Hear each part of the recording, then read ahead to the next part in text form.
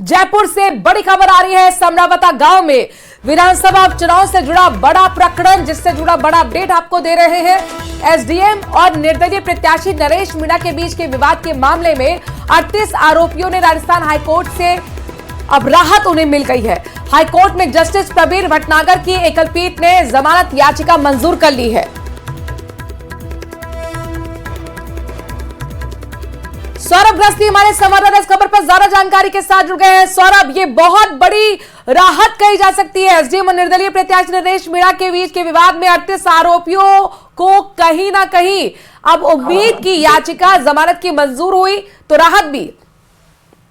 जी बिल्कुल, देखिए ये पिछले साल 13 नवंबर का पूरा घटनाक्रम है, जब उपचुनाव चल रहे थे और इस बीच जो विवाद हुआ और उसके बाद जिस प्रकार से स्थितियां लगातार बिगड़ी और इस मामले में कुल जो है वो करीब 80 से ज्यादा लोगों के खिलाफ मुकदमा जो है वो दर्ज हुआ था। और 6 दिसंबर को टोंक जिला न्यायालय ने इन आरोपियों की जमानत याचिका जो है वो खारिज कर दी थी, जिसके बाद इन्होंने हाईकोर्ट का रुख किया और हाईकोर्ट में जब इस मामले में सुनवाई हुई तो फिर हाईकोर्ट ने 38 आरोपियों की जमानत याचिका मंजूर कर ली। यानी बहुत बड़ी राहत जो है वो इस मामले में इन तमाम आरोपियों को मिली है, जिसमें चूंकि जिस प्रकार से जमानत याचिका पहले खारिज हो गई थी और अब इंतजार किया जा रहा था, तो इस मामले में ये बड़ा अपडेट जो है वो हाईकोर्ट से आया है और हाईकोर्ट ने इनकी जमानत याचिका को मंजूर कर लिया है।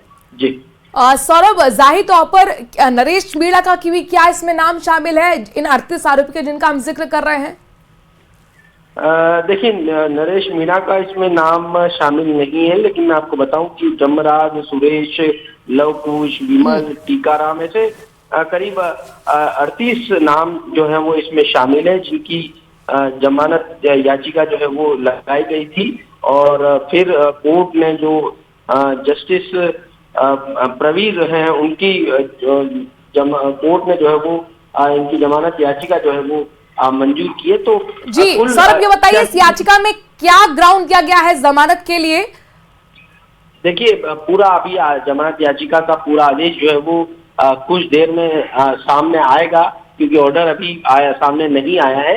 लेकिन चूंकि टोंक जिला न्यायालय ने जो है वो इनकी जमानत याचिका खारिज की थी और उसके बाद इन लोगों ने हाईकोर्ट का रुख किया था और उसके बाद हाईकोर्ट ने सुनवाई करते हुए इनकी जमानत याचिका को जो है वो मंजूर कर दिया है। कुछ देर और लगेगी, जब ये ऑर्डर जो है वो बाहर आएगा तब इसमें और स्पष्ट हो पाएगा कि किस ग्राउंड पर जो है वो इनकी जमानत याचिका मंजूर की गई है। ये कैसा विवाद है जिस पर कई दिनों तक चर्चा भी होती रही? नरेश मीणा के समर्थन में हमने कई प्रोटेस्ट देखे, उनके खिलाफ हमने कई प्रोटेस्ट देखे, लेकिन इन सबके बीच में सबसे ऊपर है कोर्ट का क्या आदेश रहता है।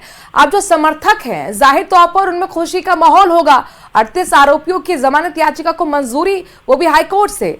सौरभ जी बिल्कुल, आपने बिल्कुल सही कहा, क्योंकि इस मामले में जब से ये पूरा घटनाक्रम हुआ है और उसके बाद से उस क्षेत्र में लगातार कह सकते हैं कि इस घटनाक्रम को लेकर लोगों में नाराजगी भी थी और जो नरेश मीणा के समर्थक हैं वो खासे नाराज जो है वो इस पूरे मामले को लेकर चल रहे थे और बीच बीच में कई सभाएं भी इस दौरान होती रही कि इनको जो है वो किस प्रकार की गलत जो है वो इनको। ठीक है सौरभ, नजर बनाए रखिएगा। जाहिर तौर पर ये बहुत बड़ी राहत है 38 आरोपियों के लिए, जिन्हें राहत राजस्थान हाईकोर्ट से मिली है। जमानत याचिका को मंजूरी दे दी गई। हालांकि क्या ग्राउंड रहा इसके लिए हम थोड़ा इंतजार करेंगे जब ऑर्डर बाहर आएगा। तो समरावता गांव में विधानसभा उपचुनाव के दौरान जो बवाल हुआ था उसमें नरेश मीणा की गिरफ्तारी हुई थी, निर्दलीय प्रत्याशी थे, उनके समर्थकों की भी गिरफ्तारी थी। और अब ये राहत उन समर्थकों के लिए है जो जेल में लगातार बंद थे। 38 आरोपियों को राजस्थान हाईकोर्ट से राहत मिल गई है, चूंकि उनकी जमानत याचिका को मंजूर कर लिया गया है। टोंक से बड़ी खबर आ रही है। गोकशी मामले में घंटा का बस जाम, आक्रोशित गौ तस्करों का जबरदस्त तरीके से प्रदर्शन जारी है। एसडीएम हुकीम चंद एएसपी मौके पर पहुंचे। आक्रोशित लोगों से समझाइश की जा रही है। आक्रोशित लोगों ने एसआईटी गठन की मांग की है। आपको बता दें कि तस्करों के खिलाफ ये पूरा प्रदर्शन है और जो खास तौर पर गौ सेवक हैं वो प्रदर्शन कर रहे हैं, उनमें गुस्सा है। दौलत हमारे संवाददाता इस खबर पर ज्यादा जानकारी के साथ जुड़ गए हैं।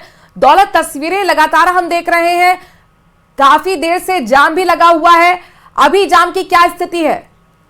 बिल्कुल, पिछले 4 घंटों से आक्रोश है वो लगातार जारी है। एसडीएम जो है हुक्मीचंद वो मौके पर पहुंचे हैं, एएसपी जो ब्रजेंद्र सिंह भाटी है वो मौके पर पहुंचे हैं। समझाइश है वो उनसे की जा रही है।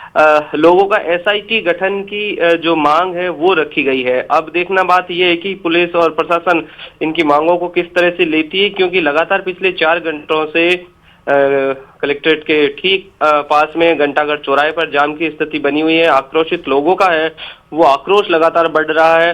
लगातार टोंक जिले में पिछले दिनों में भी निवाई के ललवाड़ी से लेकर के अलग अलग जगहों पर गोकशी की घटनाएं हुई, उसमें कोई पुख्ता और सख्त कार्रवाई नहीं होने से नाराज ये गौ सेवक आज सुबह से ही प्रदर्शन कर रहे हैं। अब लग रहा है कि प्रशासन की जो समझाइश है वो आखिरी दौर में है।